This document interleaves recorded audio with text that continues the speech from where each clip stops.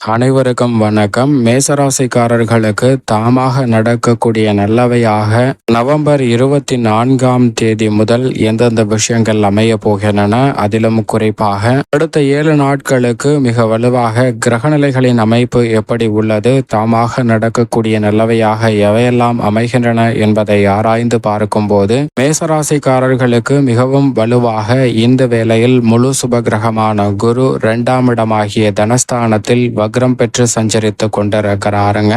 ராசிக்கு நீச்ச அதிபதியாக இருக்கக்கூடிய சனி 10 மற்றும் 11ஆம் இடத்தின் அதிபதியாகவும் இருக்கிறார். அவர் 11ஆம் இடமாகிய லாபஸ்தானத்தில் வலுவாக ஆட்சி பலம் பெற்று சஞ்சரித்து கொண்டிருக்கிறார் இந்த வாரம் முழுவதும். அது மட்டுமல்லாது விரயஸ்தானத்தில் ராகு வலுவாக அமர்ந்திருக்கிறாருங்க. மோட்சக்காரகரான கேது யோகங்களை அள்ளி கொடுக்கக்கூடிய யோகஸ்தானம் என்று சொல்லக்கூடிய ரூணரோக சத்ருஸ்தானமாகிய 6இல் வலம் வந்து கொண்டிருக்கிறார். ராசியின் அதிபதியும் அஷ்டமாதிபதியுமாக இருக்கக்கூடிய செவ்வாய் சுகஸ்தானமாகிய 4ஆம் இடத்தில் நீச்சம் பெற்று சஞ்சரித்து கொண்டிருக்கிறாருங்க.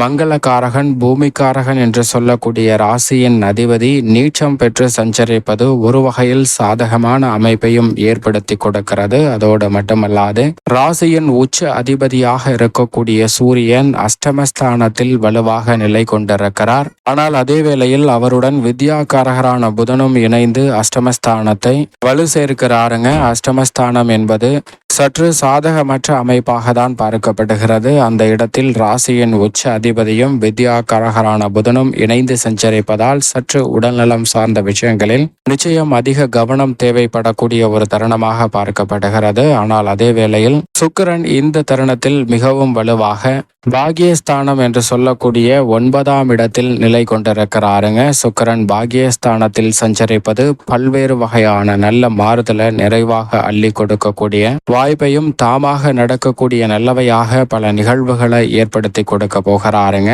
சந்திரனும் இந்த வேளையில் 5, 6, 7, 8 ஆகிய இடங்களில் வலம் வர போகிறார். சந்திரனின் அமைப்பை பொறுத்த வரைக்கும் பல அதிரடியான மாற்றங்களை ஏற்படுத்துகிறார். நவம்பர் 30 அன்று அமாவாசையாக ராசியின் உச்ச அதிபதியான சூரியனுடன் இணைந்து அமாவாசை தினத்தை ஏற்படுத்துகிறாருங்க. அன்றைய தினத்தில் முன்னோர் வழிபாட்டை மேற்கொள்ளும் போது வாழ்வில் சந்திக்கக்கூடிய பல சிரமங்கள் விலகி தங்களுடைய வாழ்வில் நிச்சயம் இனிமையாக பல நல்ல முன்னேற்ற வாய்ப்புகள் நிறைவாக கிடைப்பதற்கான யோகத்தை நிச்சயமாக மேசராசிக்காரர்களுக்கு உருவாக்கி கொடுப்பார். இப்படி நவகிரக நிலைகளின் அமைப்பும் இந்த தருணத்தில் அமைந்திருக்க நவம்பர் 24 முதல் தாமாக நடக்கக்கூடிய நல்லவையாக குடும்பம் சார்ந்த பணிகளை பொறுத்த வரைக்கும் நன்மை செய்யக்கூடிய வலுவான அமைப்பில் பல கிரக நிலைகள் இந்த வேளையில் மேசராசிக்காரர்களுக்கு அதிக சுபபலம் பெற்று வலம் வருவதால் நிச்சயமாக வருமானம் திருப்திகரமாக அமையக்கூடிய வாய்ப்பு நிறைவாக கிடைக்கிறது.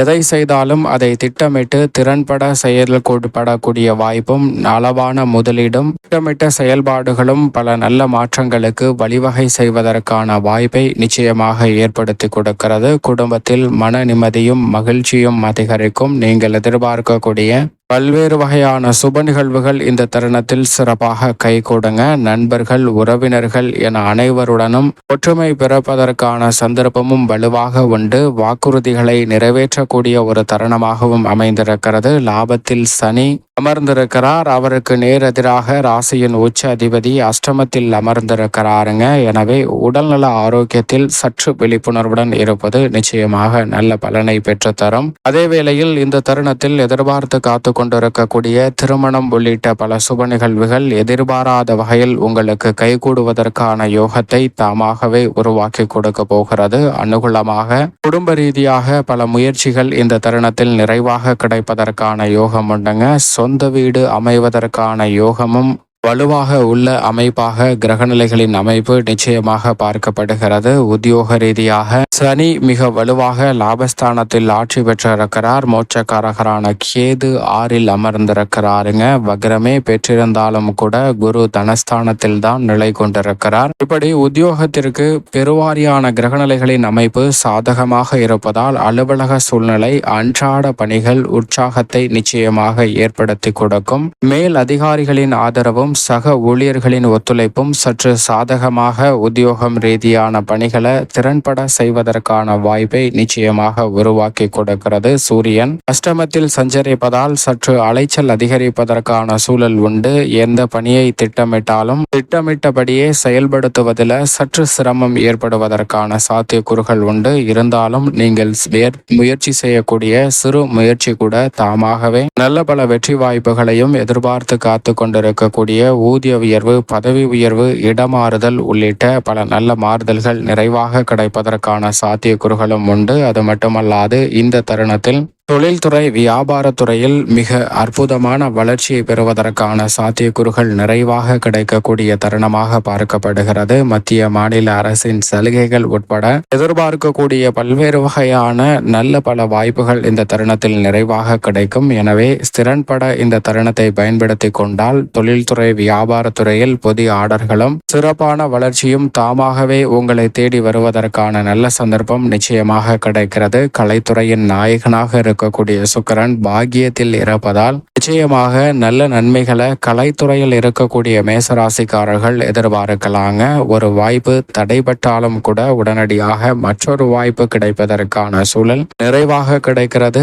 அளவோடு முதலீடுகளை மேற்கொள்ளலாம். கலைத்துறையில் நீங்கள் நினைத்தபடி நல்ல மாற்றம் நிச்சயமாக உண்டு. அரசியல் சார்ந்த பணிகளில் இந்த தருணத்தில் பெருவாரியான கிரகநிலைகள் அரசியல் துறைக்கு சாதகமாக இருப்பதால் எதிர்பார்த்து காத்து கொண்டிருக்கக்கூடிய வெற்றி வாய்ப்பு உங்களுக்கு கிடைப்பதற்கான யோகம் நிச்சயமாக உண்டு. இதோடு மட்டுமல்லாது பல்வேறு வகையான காரிய தடைகள், சிக்கல்கள் விலகி எதிர்பார்க்கக்கூடிய முன்னேற்றத்தை நிறைவாக சந்திப்பதற்கான யோகத்தை ஏற்படுத்தி கொடுக்கிறது. மாணவ மாணவியரின் கல்வி ரீதியான பணிகளில் பெரிய அளவில் இருந்து வந்த கஷ்டங்கள் நிச்சயமாக விலகும். மாணவர்களின் கிரகிக்கும் ஆற்றல், நினைவு சக்தி அதிகரிப்பதால் பாடங்கள்ல நல்ல முன்னேற்றம் நிறைவாக கிடைக்கும். விவசாயத்துறையின் அதிபதியாக இருக்கக்கூடிய ராசியின் அதிபதியான செவ்வாய் நீச்சம் பெற்று சுகஸ்தானத்தில் வலுவாக இருக்கிறாருங்க. எனவே விவசாயம் சார்ந்த பணிகளில் சற்று அலைச்சல் அதிகரிக்கலாம். அலைச்சல் அதிகமாக இருந்தாலும் கூட எதிர்பார்க்கக்கூடிய நல்ல வாய்ப்புகள் நிறைவாக உண்டு. தசாபுத்திகள் வலுவாக இருப்பின் புதிய நிலம் வாங்குவதற்கான யோகமும் நிறைவாக கிடைக்கக்கூடிய ஒரு தருணமாக தான் பார்க்கப்படுகிறது. பெண்மணிகளின் நலனை பேணி காக்கக்கூடிய குரு 2ஆம் இடத்திலும் சுக்கிரன் 9லும் இருப்பது இந்த தருணத்தில் பெண்மணிகள் நல்ல முன்னேற்றத்தை பெறுவதற்கான வாய்ப்பை உருவாக்கி கொடுக்கிறது. பெண்மணிகள் ஆரோக்கிய ரீதியாக சந்தித்து வரக்கூடிய சிரமங்கள் விலகும். அதோடு மட்டுமல்லாது நல்ல முன்னேற்றத்திற்கான பல வாய்ப்புகள் நிறைவாக இந்த வேளையில் நிச்சயமாக தேடி வரும். நீண்ட நாட்களாக எதிர்பார்க்கக்கூடிய சுப நிகழ்வுகளும் தடையில்லாமல் நிறைவாக கிடைப்பதற்கான யோகம் நிச்சயமாக நல்ல முன்னேற்றத்திற்கான பல வாய்ப்புகள் தாமாக அமைவதற்கான யோகமும் நிச்சயமாக இந்த வேளையில் நிறைவாக உண்டு. மேலும் இந்த தருணத்தை சாதகமாக மாற்றிக்கொள்ள நிச்சயமாக மேசராசிக்காரர்கள் இந்த வேளையில் அமாவாசை தினத்தன்று முன்னோர் வழிபாட்டை சரியான முறையில் மேற்கொள்ளுங்கள். நீங்கள் எதிர்பார்க்கக்கூடிய காரியம் மிக சிறப்பாக கைகூடும். தடைகள் விலகி தாமாகவே பல நல்ல வாய்ப்புகள், பொருளாதார ரீதியாக வளர்ச்சியை ஏற்படுத்தி கொடுக்கக்கூடிய வாய்ப்பையும் சந்தர்ப்பத்தையும் நிச்சயமாக உருவாக்கி கொடுக்கும் என்பதில் சந்தேகமே இல்லை.